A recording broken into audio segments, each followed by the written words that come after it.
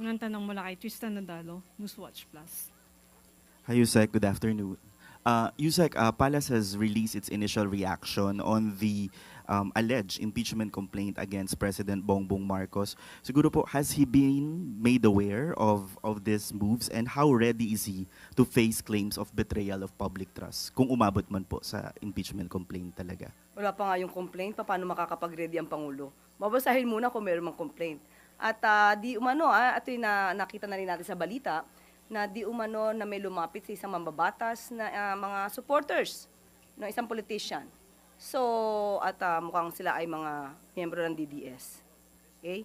So, sa mga supporters po ng Vice Presidente na nagnanais po na magsampa ng impeachment complaint, mas maganda po siguro bago magturo at tumingin sa iba, tulungan muna nila ang idolo nila.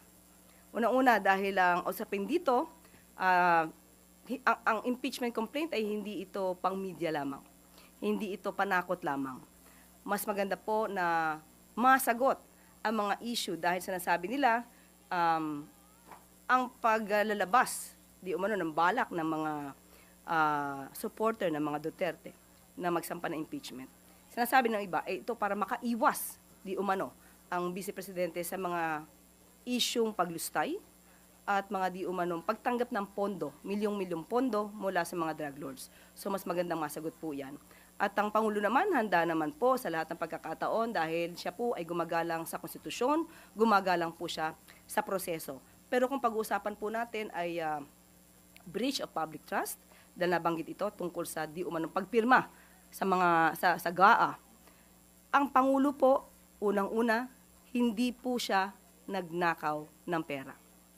Pangalawa, siya po ang nagpapaimbestiga sa mga maaanumalyang flood control projects at maaaring naging sanhi ng korupsyon. Pangatlo, wala po siyang Mary Grace Piatos. Follow-up lang po. So sa mata po ng palasyo, si Vice President Sara Duterte o ang Duterte family ang nasa likod ng mga usap-usapan para ipa-impeach si Pangulong Marcos? Yan po ang inamin ng isang mambabatas. So sa kanya po galing yung sinasabing DDS po or Duterte supporter ang nais maghain ng impeachment complaint laban sa Pangulo. Follow-up mula kay Maricel Halili, TV5. Magandang umaga po, Yusek.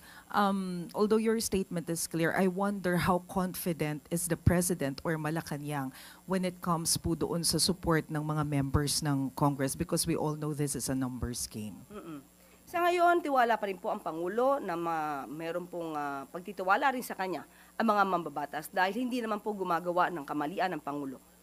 Siya pa nga po ang pumortekta, lalong-lalo na ng 2025 budget dahil bago po ma-release ang pondo, kailangan po may conditional implementation at yung tinatawag natin for later release na maraming umalma at ang sinabi pa ito ay First Lady reject.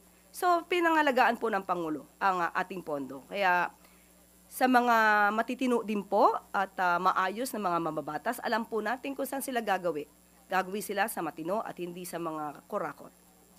Ma'am, nung first time na lumabas yung issue ng impeachment against Vice President Sara Duterte, it was clear that the President does not want it to push through.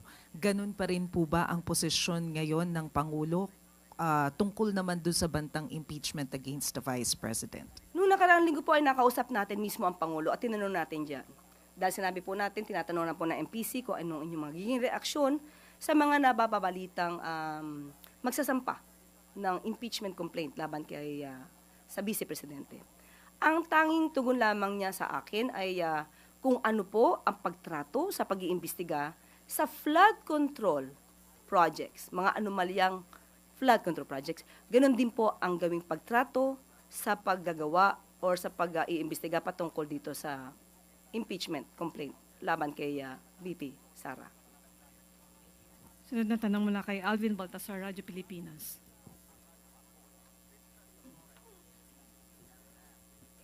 Yusek, good morning. Yusek, may post si Mr. Montulfo doon sa kanyang Facebook page. At ang sinasabi, nakikipag-ugnayan umano yung BGC Boys kay VP Sara. At umaasa daw ang tatlo na ma-acquit ang Vice President sa ikinakasang impeachment. And kapag nanalong presidente, bibigyan daw sila ng executive clemency. Ano pong reaction niyo doon sa FB post ni Mr. Tulfo? Wala po kasi tayong personal na kaalaman sa kanyang nabanggit. Hindi natin kilala yung Tweety Bird ni Mr. Ramon Tulfo. Pero kung ito'y may katotohanan, sana man lang ay itong mga witnesses na maaari talagang mayroong alam sa katotohanan, huwag silang magpabudol. Dahil mayroong mga nakaraan na umaako, di umano, sa maaari maging kasalanan ng mga kapulisan, pero yung mga kapulisan, ang miyembro ng kapulisan, ang siya nakukulong. So sana wag pabudol, dahil ang kailangan po ng tao ngayon ay katotohanan, maaaring sila pa ang maging susi upang lalo na mapaglabanan ang korupsyon. At kung sila may makakatulong sa bansa, maaari naman sila maging state witness, depende po sa kanilang qualification. So wag lamang pong pabudol dahil kailangan po sila ng bansa.